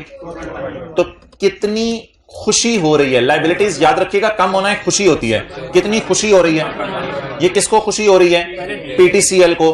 किस वजह से? कि इसने सऊदी किंग को पैसे कम देने हैं। उस खुशी को बुक करें 5.2 वर्सेस 4.1 फॉरेन करेंसी की तरह। लाइबिलिटी कम हो रही है, लाइबिलिटी का कम होना डेबिट, तो पेएबल, इसके ऊपर डेट क्या डालेंगे? 31 मार्च 15, पेएबल डेबिट, और ठीक है वो तो सही है आपका। P&L के मुंह पे अदर इनकम इसको शो किया करेंगे, P&L के मुंह पे इसको अदर इनकम पे शो किया करेंगे, लेकिन फिलहाल अदर इनकम की जगह CRE। डिफरेंस दोनों का 1.1। हिम्मत आखिरी एंट्री। अगले साल की एंट्री उसने मांगी नहीं, लेकिन फिर भी मैं कर रहा हूं। आखिरी एंट्री अगले साल, अगले साल, अगले साल। पेबल खड़ा किस पे है? 4.1 पे। पेबल 4.1 पे खड़ा है। 4.1 डेबिट और कैश क्रेडिट। तो ये जो 3 डेट्स हैं वो मैंने हाईलाइट कर दी हैं। 3 जनरल एंट्रीज नोट कर लें। हमारे साल 2 होंगी। अगर हमारे साल का सवाल आ गया तो 2 एंट्रीज होंगी बस, पहली वाली 2।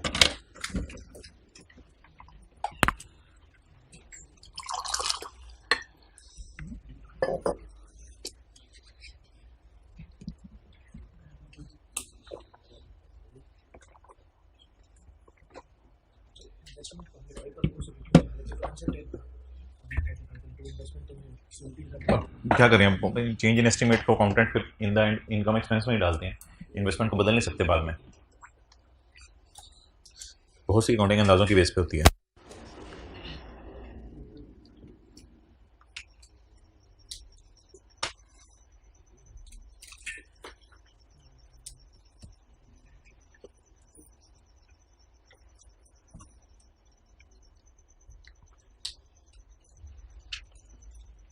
जी, अगर 5.2 की जगह 5.3 देना पड़ता तो एक्सपेंस डेबिट और पेबल क्रेडिट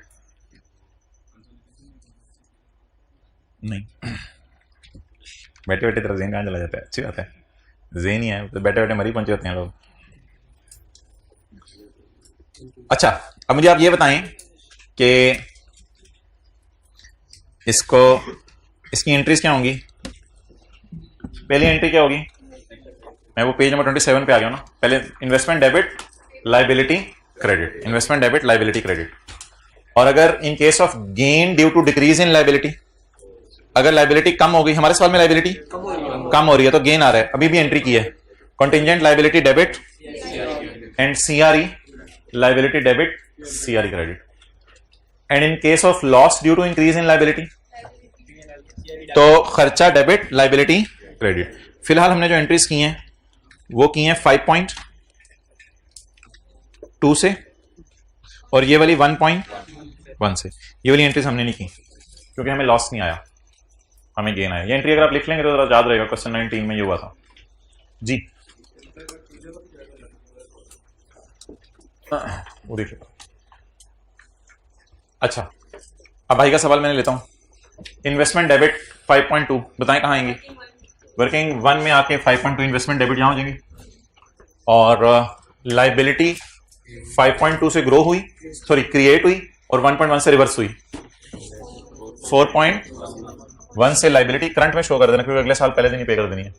करंट लाइबिलिटी में लाइबिलिटी आ जाएगी और सीआरई में अदर इनकम आ जाएगी 1.1। ये जो सऊदी किंग के साथ ट्रांजेक्शन्स है ना, ये रिकॉर्ड करनी होती हैं, ये रिवर्स नहीं करनी होती। ये जितनी ट्रांजेक्शन्स है ना ये रिकॉर्ड करनी होती हैं। अगर अकाउंटेंट रिकॉर्ड करना भूल गया है, ये रिवर्सल रिवर्सल कोई नहीं आज हम पढ़े। सऊदी किंग को तो पेमेंट्स हो रही हैं, ये तो रिकॉर्डिंग है सारी कंसोलिडेशन की, these are not reversals. And next,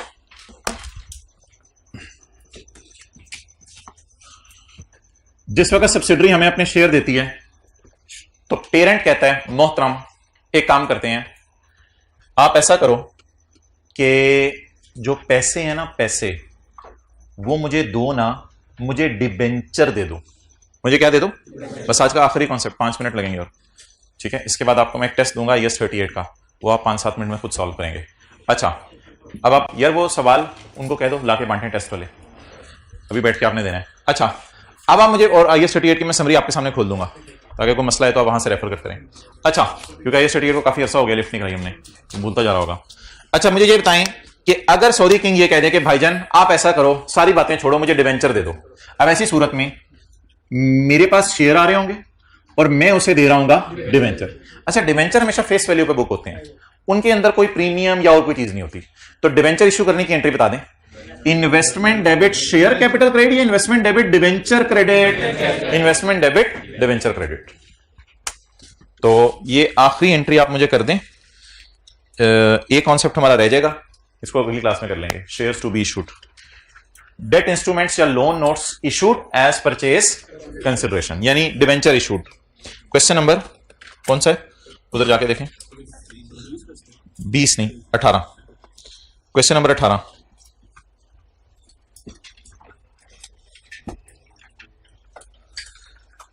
English ना ये मुश्किल है, लेकिन मैं इस इंग्लिश को ना आसान करूंगा ताकि आप पहले मुझे एंट्री कर दें, फिर मुश्किल वाली इंग्लिश में बाद में समझा दूंगा। क्वेश्चन 18 है तो 2 लाइन का, लेकिन जरा समझना है गौर से।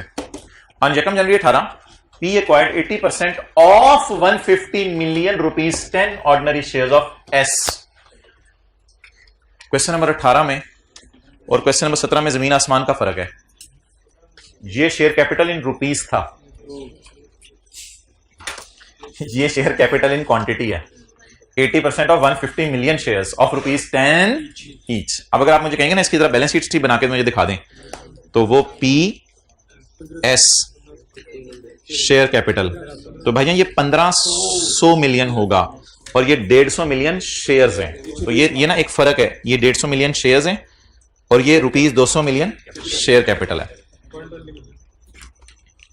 150 मिलियन शेयर्स ऑफ, अगर कोई बनाना चाहता है इसको, क्योंकि इसके साथ क्वांटिटी लिखी हुई है ना। ऑन यकम जनवरी 18 P acquired 80% of 150 million shares of S। रुक जाएं, निकलवाएं मुझे। सब्सिडरी के कितने शेयर्स हैं? 1, उसमें से हम कितने ले रहे हैं?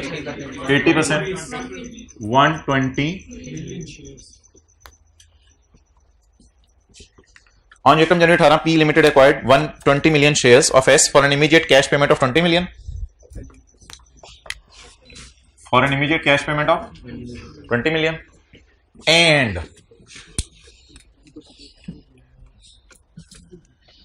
And issued at face value to 10% rupees 100 loan notes for every 50 shares acquired.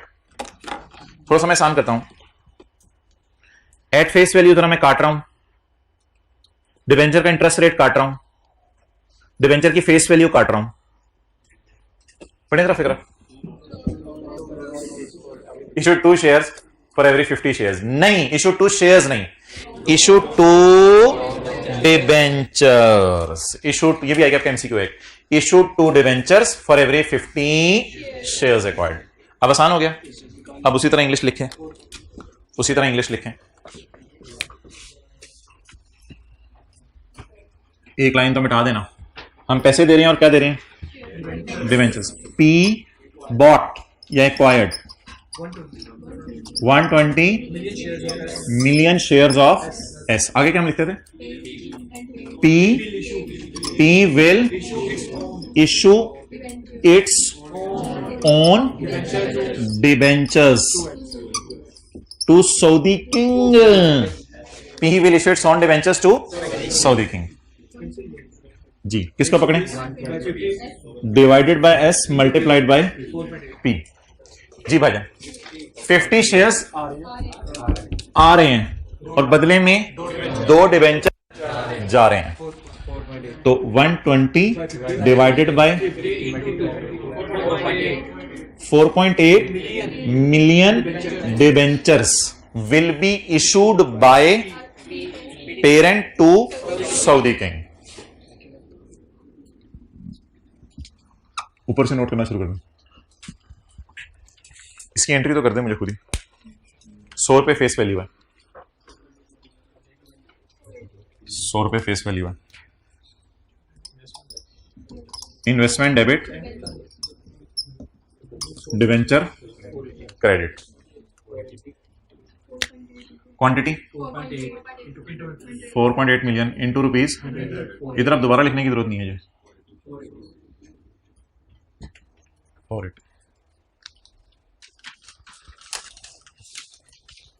Abdullah, उधर कौन बैठे कॉपीज बांटने के लिए?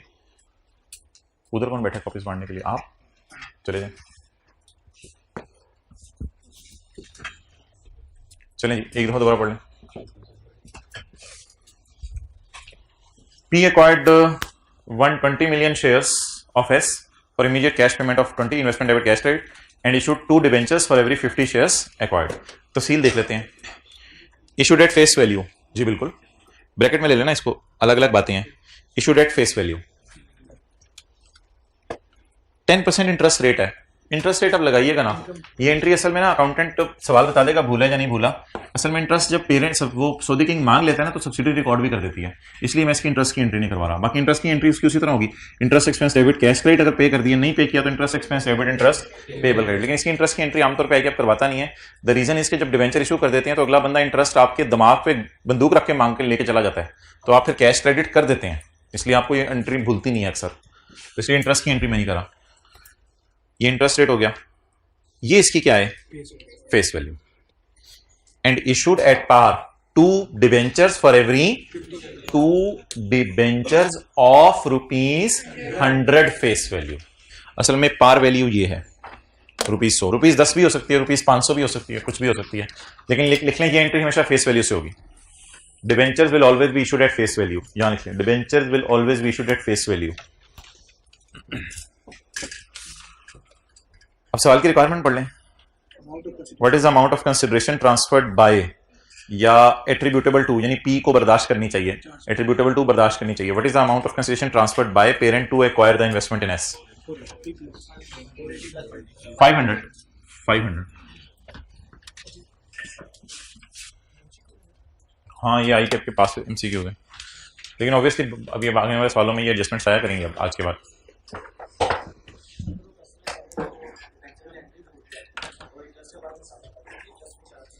वो सवाल पढ़ के ना बताएगा कि इंटरेस्ट का क्या सीन है, सवालों में हम देखेंगे। अच्छा एक चीज रहेगी भाई,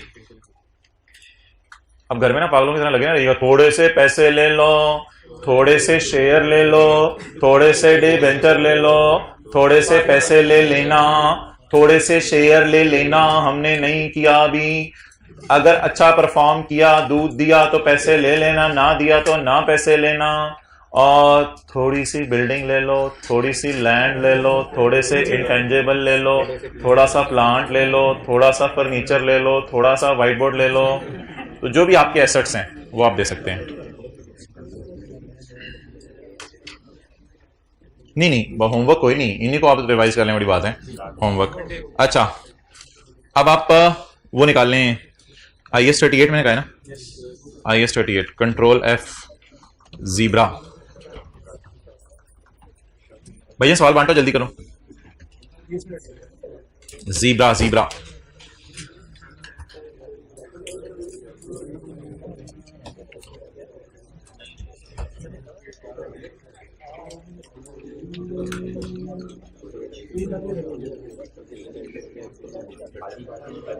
ये भाईजान किताब में भी आपकी है।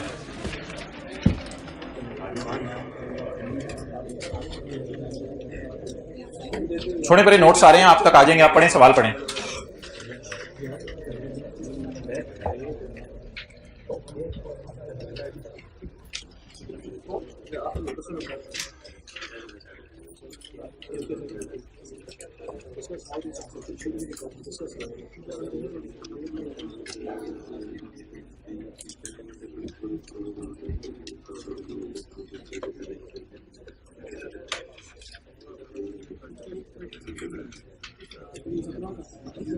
भाई भी एक और क्लास भी होनी है साथ ही। अच्छा हाँ ये भी पढ़ें साथ ही नमाज की ब्रेक लेंगे। ये पढ़ें। कितने बजे कर लेते हैं? 2 बजे कौन सी है? अच्छा चलें, ड्यूरिंग द ईयर एंडेड, चलें कर लेते हैं डिसाइड। किसी को पेजेस ना मिले हों। ड्यूरिंग द ईयर एंडेड 31 पढ़ लिए, पढ़ लें फिर इसका पूरा पढ़ लें। और जिनके पास किताब है घर में वॉल्यूम 1 देना, तो वो निकाल लें, इसका रहने दो किताब, वो निकाल लें पेज नंबर 242।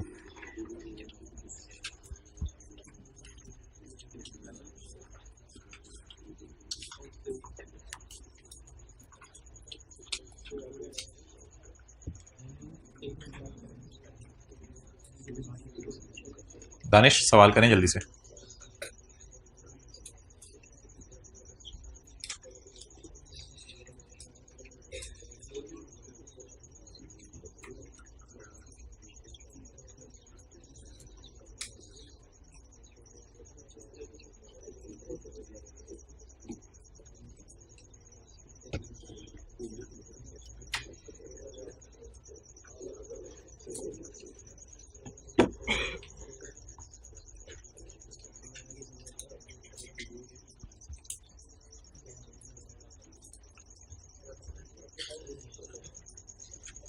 ईयर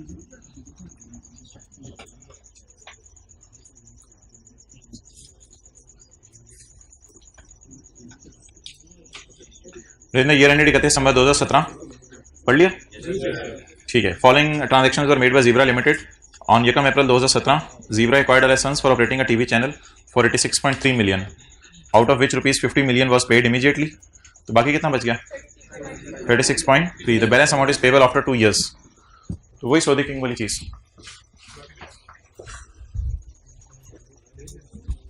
वही यार सौदी किंग वाली चीज कर देना।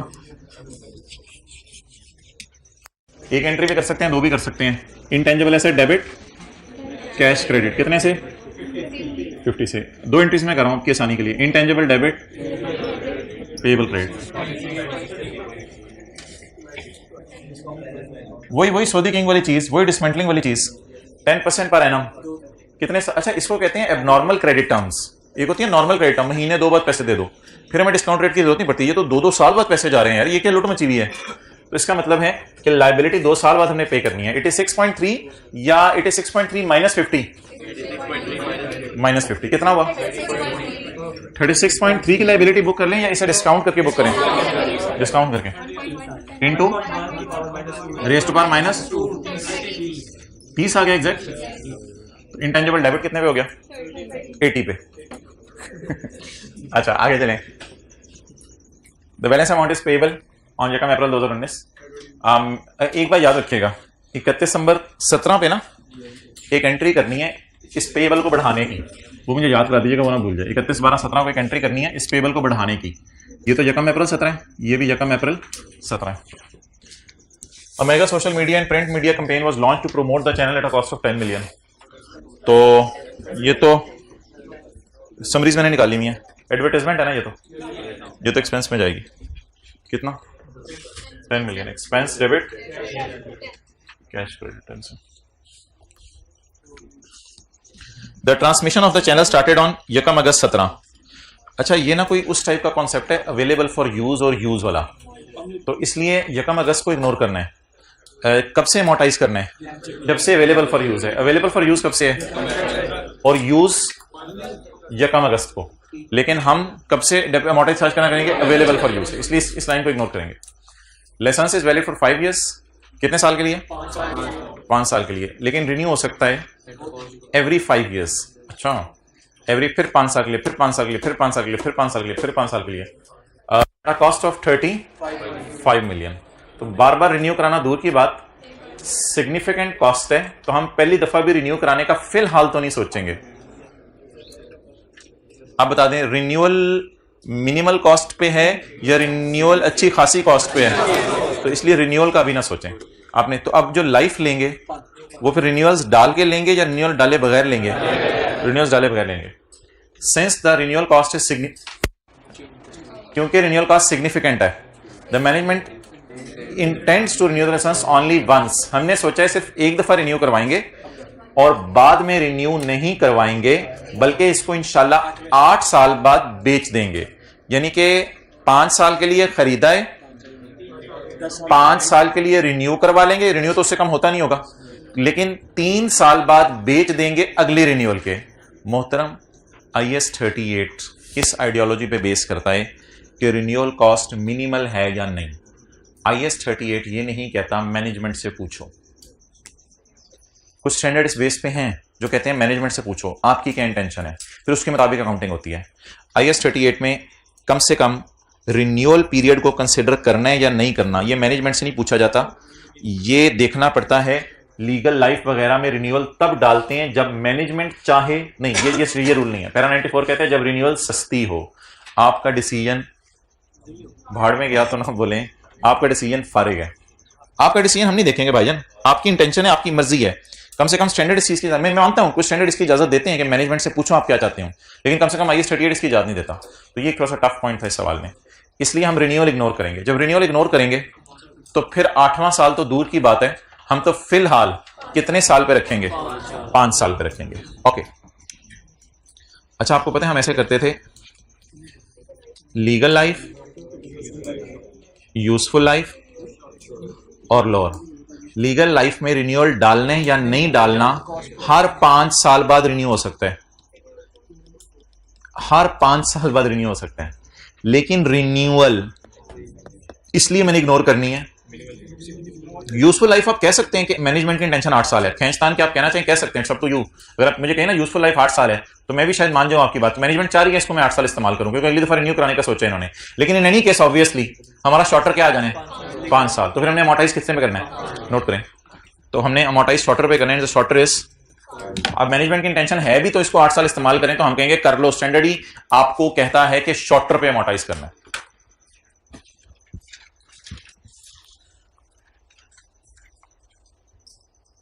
ओके तो ये एक सिर्फ छोटा सा एक टफ कॉन्सेप्ट था जो कि स्टैंडर्ड से हट के उसने बात की थी कि मैनेजमेंट ये चाहती है, नहीं देखो स्टैंडर्ड में देखेंगे स्टैंडर्ड ने क्या रखा हुआ है, IFRS 9 है कि हमने स्टैंडर्ड पढ़ना है, उसमें बात ही ये चलेगी मैनेजमेंट की इंटेंशन क्या है, बार बार मैं लफ्ज बोलूंगा मैनेजमेंट की इंटेंशन क्या है। IAS 38 में बिल्कुल इसी तरह इस पॉइंट के अंदर मैनेजमेंट की इंटेंशन नहीं देखी जाएगी। In the absence of any active market, active market इसकी कोई नहीं है, यानी कि कोई मार्केट नहीं है जहां ये इंटेंजिबल बिक सके, यानी मैं अगर अपना टीवी चैनल बेचने चाहूं तो कोई कहेगा मैं अपना टीवी चैनल नया खरीद लेता हूं, तुम्हारा मैं नहीं खरीदना चाहता, तो इसकी कोई एक्टिव मार्केट नहीं है। तो मैनेजमेंट ने एस्टिमेट किया है कि रेजिडुअल वैल्यू इसकी 15 मिलियन अगर 5वें साल के एंड पे बिक जाए, और अगर 20 मिलियन है अगर 8 साल के एंड पे बिक जाए। तो सवाल में पैरा 100 है स्टैंडर्ड का, वो कहता है, ये पैरास पूरा आपने याद नहीं करना था, IAS 38 के पैरास मैंने कहा था रिसर्च और डेवलपमेंट वाले बस याद रखें, बाकी ये 2 पेजेस को आपने नजर मारनी थी। Residual value shall be considered as 0 unless there is a commitment by third और देयर इज एक्टिव मार्केट। अच्छा जी, अब मुझे बता दें एक्टिव मार्केट है, थर्ड पार्टी कमिटमेंट बता दें। No management is estimated at residual value, there is no third party commitment. तो बाय डिफॉल्ट ना इंटेंजिबल बाजार में बिकने बहुत मुश्किल होते हैं, ये ऐसी चीजें जो बाजार में बिकती नहीं, आप अपनी अकल बाजार में, अच्छा तो ये चीजें बिकती नहीं बाजार में, ठीक है, आप जितने मर्जी हाई फाई, तो ये चीजें बाजार में इंटेंजिबल्स बाजार में बिकते नहीं है। तो जब बिकते नहीं बाजार में तो क्या मैं मैनेजमेंट के एस्टीमेट को कह सकता हूं कि चलो जी एक्टिव मार्केट तो नहीं है, लेकिन मैनेजमेंट का एस्टीमेट शायद इस बुनियाद पे कि किसी थर्ड पार्टी ने वादा कर लिया, थर्ड पार्टी का वादा भी कहीं नहीं लिखा हुआ, जब थर्ड पार्टी का वादा भी नहीं है, मैनेजमेंट का एस्टीमेट भी नहीं है, तो ये residual values will be considered as 0। अब आप बता दें अमोर्टाइजेशन कैसे कैलकुलेट करेंगे, amortization expense debit, accumulated amortization credit cost, life shorter of 8 and 5 into 9/12 12। अच्छा ये जो इंटेंजिबल जिस बंदे से खरीदा हुआ है उसको हमने 36 पे करने हैं 30 पे करने हैं, तो ये तो 36 पे का 30 पे पेबल खड़ा किया हुआ है, ये बता दें इसका क्या करें। आपको मैंने बताया था एसेट डेप्रिशिएट हुआ करेगा और पेबल बड़ा करेगा, तो इंटरेस्ट एक्सपेंस डेबिट और payable to the supplier of intangible after 2 years था हमने रिकॉर्ड किया हुआ, उस पेबल को हमें ग्रो कराना पड़ेगा। ये एडजस्टमेंट अब हमने 3 जगह पढ़ ली है, 4 जगह, एक डिसमेंटलिंग में पड़ी थी, वो स्टैंडर्ड अभी हमने शुरू करना है, एसेट को डी इंस्टॉल कराने में, मजदूरों को पैसे देने थे 12 साल बाद। एक दफा ये एडजस्टमेंट हमने लीज में पढ़ी है, लेसी ने मजदूरों को पैसे देने हैं। तीसरी दफा ये एडजस्टमेंट हमने अभी कंसोलिडेशन में पढ़ी है, जिसमें हमने ये पढ़ा है कि ये पैसे जो है वो आपने सऊदी किंग को 3-4 साल बाद देने हैं। और चौथी दफा ये एडजस्टमेंट हमने IAS 16 या IAS 38 दोनों के लिए समझ लें, किसी भी एसेट के पैसे आपने डिले करके देने हो तो ये डिलेड पेमेंट को प्रेजेंट वैल्यूज पर रिकॉर्ड किया जाता है, आहिस्ता आहिस्ता लायबिलिटी को बढ़ाया जाता है। लेकिन एक एहतियात इधर कीजिएगा, गलती नहीं करनी आपने, ये 31 दिसंबर है और ये 1 अप्रैल है, तो इंटरेस्ट कोई गलती से बुक ना कर दीजिएगा कि 30 into 10%, बल्कि एक फैक्टर लगाइएगा 9/12, क्योंकि 9 मंथ्स गुजरे ना अभी, 2.25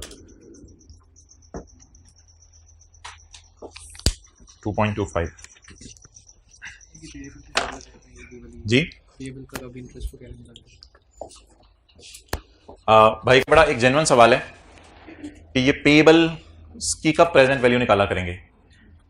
एक होती है normal credit terms, normal credit terms क्या है, महीने बाद पैसे दे दो, 2 महीने बाद पैसे दे दो, 3 महीने बाद पैसे दे दो, तो पेबल को डिस्काउंट करने की जरूरत नहीं है। एक होती है नॉर्मल क्रेडिट टर्म से हटके, साल बाद पैसे दे दो, 2 साल बाद पैसे दे दो, 3 साल बाद पैसे दे दो। ऐसी सूरत में अगर पेपर में डिस्काउंट रेट गिवन होगा तो हम प्रेजेंट वैल्यूज निकाला करेंगे।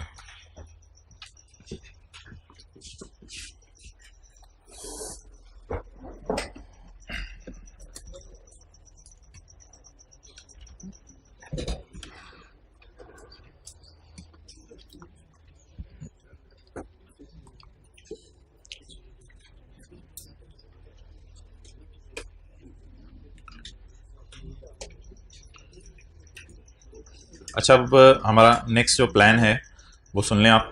नेक्स्ट प्लान हमारा कुछ ये है, भाई प्लान सुन के जाना। My dear, my Bablu, my अच्छे बच्चे। Okay, let him go then. अच्छा, हमारा प्लान ना हल्का फुल्का है। पेज 651 पे, अभी पेज ना खोलें, हम इस डेटे से कंसोलिडेटेड P&L बनाएंगे। पता नहीं 50 मिनट ना लग जाएं। अच्छा, हम इस डेटे से कंसोलिडेटेड P&L बनाएंगे। उसके बाद सब्सिडरी पेरेंट को चीजें बेचेगी और इस डेटे से भी कंसोलिडेटेड P&L बनाएंगे। और फिर उसके बाद पेरेंट सब्सिडरी को और सब्सिडरी पेरेंट को चीजें बेचेगी और हम इस डेटे से क्या बनाएंगे? Consolidated P&L। ये करते करते हमारा 1 घंटा या 1 घंटा 5 मिनट अगली क्लास में लग जाएगा। उसके बाद ऑब्वियसली आपको पता है वक्त अमानत होता है, आधा पौना घंटा जो बचेगा वो एथिक्स के पास्ट पेपर्स हम पढ़ लेंगे। तो इस तरह हम जरा कंफर्टेबल फील करेंगे कि अगस्त में, शायद 4-5 अगस्त तक मेरी कोशिश है, क्योंकि 5 को उधर से सितंबर है, तो कोशिश है, क्योंकि ईद की छुट्टियां भी बीच में आनी है, कोशिश ही की जा सकती है। बाकी तो अल्लाह को ही पता है कि क्या होगा, कोई स्पीड मारने की जरूरत नहीं है। ठीक है, अबू बकर कार्ड देके आए।